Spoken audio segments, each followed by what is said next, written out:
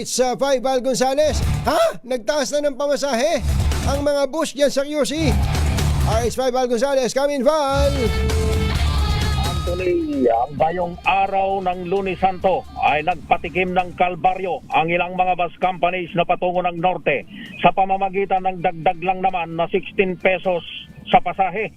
Ang Victory Liner, Anthony, na una nang nagpatupad ng dagdag pasahe nitong nakalipas na buwan ng Pebrero, ngayong araw ng Lunes, yung kanilang 319 pesos na pasahe mula rito sa kanilang istasyon dito sa Cubao, Quezon City patungo ng Tarlac dyan sa Central Luzon.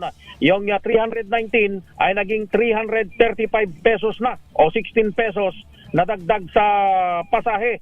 Ganito rin ang ipinatutupad ngayon ng Solid North Bus Company na nagdagdag ng 14 pesos doon sa kanilang pasahe. Yung ilan pa doon sa mga nagdagdag ng pasahe ngayong araw ng Lunes ay itong Luzon Cisco Transport Incorporated na biyahe ng Central Luzon patungo pa diyan sa bahagi ng Northern Luzon o diyan sa bahagi ng Pangasinan.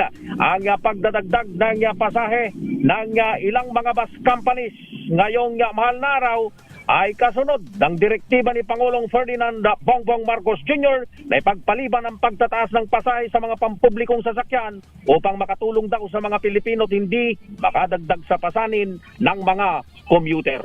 Mula rito sa Cubao, Quezon City, ako si Val Gonzales, DZRH, una sa Pilipinas, una sa Pilipino.